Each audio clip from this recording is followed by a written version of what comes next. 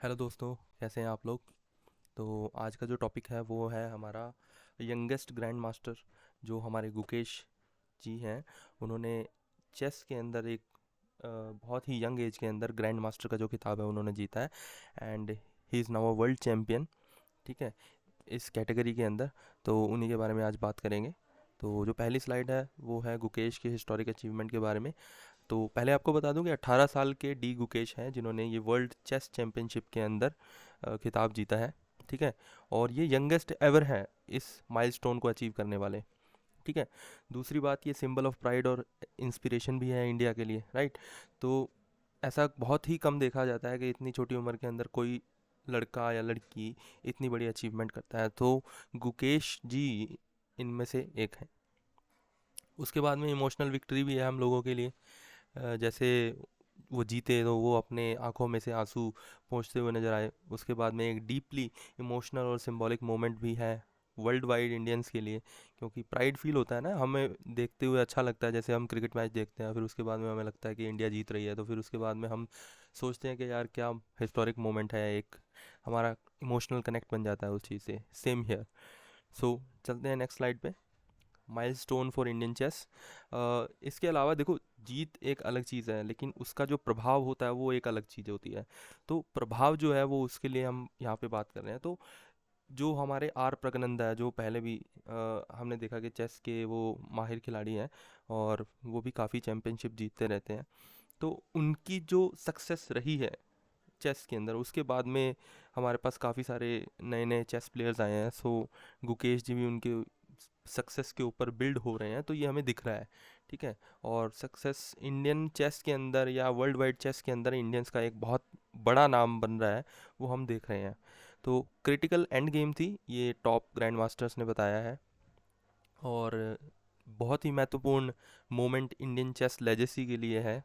ठीक है, ये भी माइलस्टोन है एक जो अचीव हुआ है।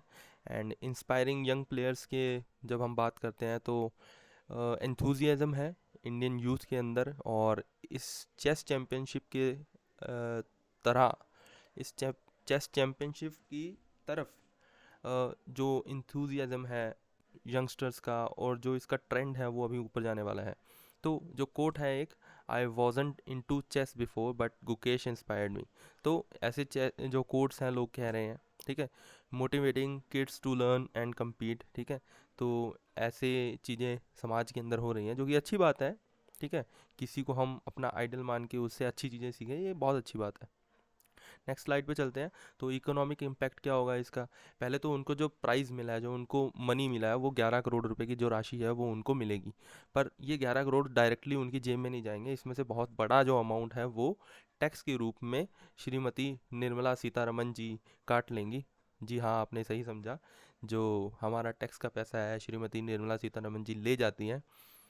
अनफॉर्चुनेटली ऐसी चीज़ें भी होती हैं हमारे देश के अंदर। खैर, हम बात करेंगे कि टैक्स की कंट्रीब्यूशन से इंडियन इकोनॉमी को भी पुश मिलता है। खैर, मैं समझता हूँ कि जो इस तरीके की इकोनॉमी के अंदर कंट्रीब्यूशन होता है उसको ना देखते हुए हमें ये देखना चाहिए कि जो प्लेयर है जो यहाँ तक पहुँचा है अपनी मेहनत के बलबूते, उसको कम से कम टैक्सेशन के साथ में हम छोड़ दें। क्योंकि इतनी बड़ी अमाउंट, 4 या 5 करोड़ की अमाउंट जो बताई जा रही है कि वो टैक्स के रूप में सरकार को दे देंगे, मुझे नहीं लगता ये कहीं ना कहीं ठीक है। ठीक है, बाकी आगे बात करते हैं broader impact on chess, beyond chess. ठीक है, तो वो वाली चीज़ें भी हैं। और ripple effect on chess culture, तो इमोशनल और मोटिवेशनल इम्पैक्ट तो है ही है। उसके साथ में इनक्रेज करता है यूथ को, टैलेंट को इंडिया के अंदर चेस खेलने के लिए। ठीक है, तो ये सारी चीज़ें हैं। कंक्लूजन में आपको मैं यही बताऊंगा बताऊंगा कि गुकेश जी की विक्ट्री गेम चेंजर है इंडियन चेस के लिए और स्पेशली यूथ्स के लिए। और नए नए इंटरेस्ट और अपॉर्चुनिटीज़ को यंग प्लेयर्स को ये यहाँ पे लाने के लिए फोस्टर करती है उनको।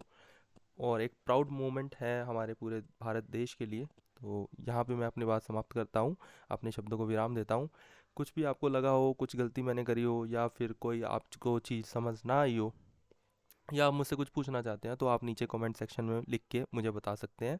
मैं सदैव प्रयास करूँगा कि आपके हर एक कमेंट का मैं समय से, समयबद्धता से आपके कमेंट का मैं रिप्लाई करूँ। धन्यवाद।